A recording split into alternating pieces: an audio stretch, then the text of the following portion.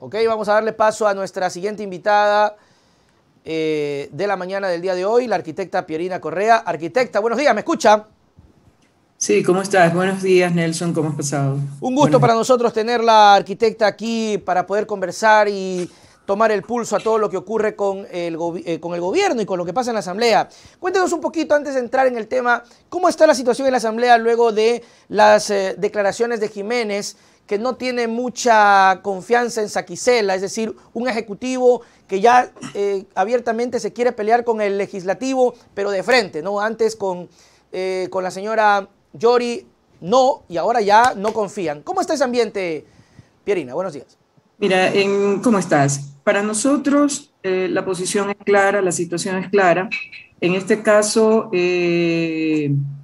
se hizo la destitución, el proceso de destitución de Guadalupe Llori, más allá de que porque fuera o no aliada del gobierno, es por el daño que le estaba haciendo a la Asamblea al no dar trámite a ciertas cosas que tenían inclusive que cumplir plazos, a direccionar cosas e inclusive, según fuentes internas de la parte administrativa, con disposiciones de hasta alterar horarios y una serie de cosas Claro. para favorecer intereses de otro lado. Entonces, eso no es correcto y caía en lo que se configura como incumplimiento de funciones y algunas otras cosas. En todo caso, asumió Virgilio Saquicela. En torno a él surgían algunos cuestionamientos o suspicacias, por decirlo así, porque él era independiente. Ujú. Esta vez, de alguna manera, era parte de la bancada de gobierno, de la bancada del Acuerdo Nacional, o BAN, como se conoce la bancada del gobierno, y se asumía que era un aliado del gobierno. La verdad es que no he revisado el histórico de sus votaciones, por lo tanto no puedo decir al 100% siempre votó acá o siempre votó este Ujú. lado, a veces sí, a veces no. ¿Okay? Cuando asumió la presidencia, también había algunos resquemores, porque recuerda que parte de lo que se mencionó era que asimismo, no solo Guadalupe Llori en su calidad de presidente de la Asamblea, sino también algunos miembros del CAL que conformaban mayoría, también estaban prestándose al juego, ¿no? Porque muchas cosas tienen que pasar al CAL, ser aprobadas, etcétera, etcétera.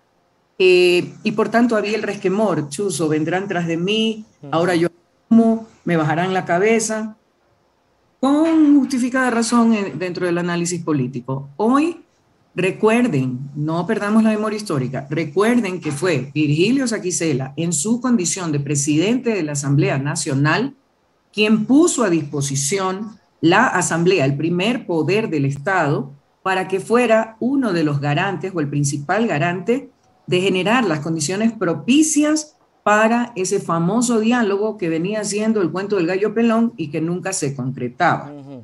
Inclusive ahora, después de haber firmado el acuerdo, hay algunos temas, digámosle, beneficio de la duda, porque desafortunadamente, primero, Guillermo Lasso ha sido un presidente ausente y lo sigue siendo. Nunca Totalmente. ha sentado a la mesa del diálogo cuando él era el que tenía que tomar las decisiones. Siempre ha sido su participación una continua mentira, una cadena de ofrecimientos y luego incumplimientos. Entonces, y es más, por ahí iba el tema de incumplimiento del plan de trabajo para la revocatoria del mandato, que ha sido negada y a mí me parece que sin justificación, sino con temas políticos. Pero en todo caso, ¿qué garantía tenemos de si ha sido una continua oferta e incumplimiento, una continua cadena de mentiras que va a cumplir con lo acordado y no simplemente para decir, chuta, ¿sabes qué? Firma, diles que sí a todos y después Y ahí, después vemos qué pasa. Claro. ¿verdad? Entonces, Virgilio fue el primero que alzó la voz desde la función legislativa y a nombre de la Asamblea para ofrecer eso, para ofrecer incluso las instalaciones, recuerden que estaban militarizadas, que le empezaron a decir y lo pusieron en redes sociales al presidente, que no vaya porque ahí una vez adentro los correístas lo íbamos a ver, señores, que falta de conocimiento y responsabilidad. Primero, nuevamente, estaba militarizada.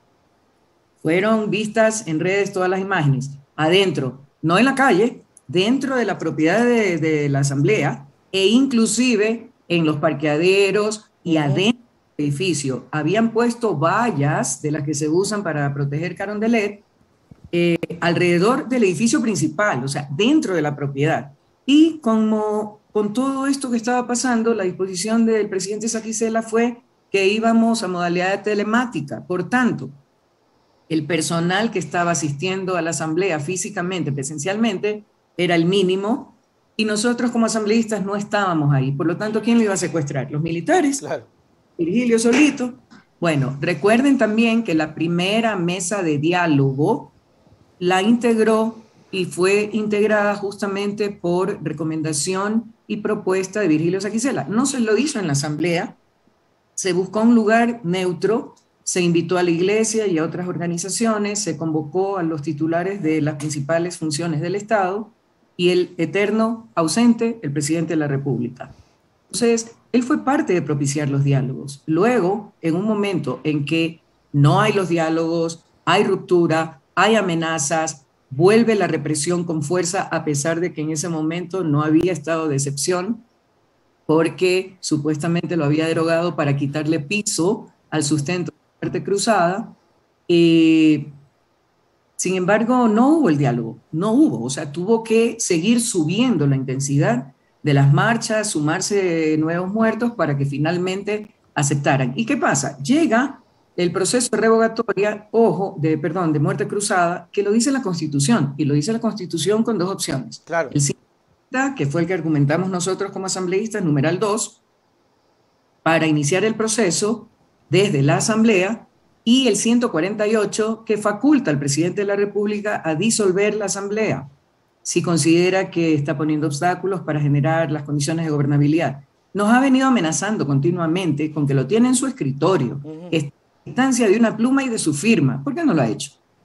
¿Cuál es la respuesta? Porque él no tiene la menor seguridad de que, yendo a elecciones generales, porque de eso se trata la muerte cruzada, los dos, se va a la Asamblea, se va también el binomio presidencial, y la ciudadanía se le devuelve el derecho democrático de escoger en urnas quienes van a la función legislativa y a la función ejecutiva para enrumbar este país. Ese es el esquema. Entonces, Saquicela, por muy presidente de la Asamblea, también es un asambleísta. Claro. Entonces, y también tiene todo el derecho de pronunciarse en función de lo que considere pertinente. El hecho de presidir la Asamblea no puede ser una camisa de fuerza ni un condicionamiento a lo que él considera, al análisis político, social, económico que haga para tomar una decisión. La gente decía, uy, pero debería haber votado abstención. ¿Y por qué? Claro, si él sentía que no. Muchas veces es el paño tibio, no me peleo con uno, no me peleo con otro, o no estoy de acuerdo con una parte, pero tampoco estoy en contra de todo, entonces me quedo en la mitad. Ojo con esto que voy a decir. Guadalupe Llori, aliada desde el principio del gobierno, puesta, y a confesión, puesta por el gobierno nacional, estando su gente, la CONAIE, muriendo y peleando en las calles, siendo atropellados vilmente, votó abstención. Entonces, nuevamente, hagamos la lectura política completa. Ricardo Vanegas, que también nos dio toda una perorata de que no había sustento, que no se había demostrado que había conmoción social. Yo le decía, oiga, señor, ¿y usted dónde vive? Porque, o sea, no se dan como cuenta darse de lo que está pasando. como darse un paseíto por Quito y por otras ciudades, ¿no? De Tungurahua, Cotopaxi, de Chimborazo, de manera especial, y en el oriente en algunos sectores. Entonces, ¿qué pasa? Se mandó toda una diatriba de que no había sustento. Entonces, si yo digo eso, yo voto en contra. No, abstención. Abstenciones. Del bloque Pachacutic, quienes también son parte de la CONAIE y quienes estaban fajándose en las calles. Entonces, ahí hay el doble discurso, que mejor no me peleo, lo tomo suavecito porque uno nunca sabe lo que va a pasar. Nosotros hemos sido conscientes y coherentes con nuestra forma de pensar, que sabíamos que era muy difícil, por no decir imposible, alcanzar los 92 votos. Es un tema de suma y resta de aritmética simple, pero no por ello podíamos dejar de escuchar a la gente, y por eso no lo hicimos desde el principio, para que no nos dieran que estábamos aprovechando para serruchar el piso. Claro. Siguiente. Pero igual se lo dijeron, ¿no? Igual se los dijeron. Igual, Claro. pero por eso la pregunta, Nelson.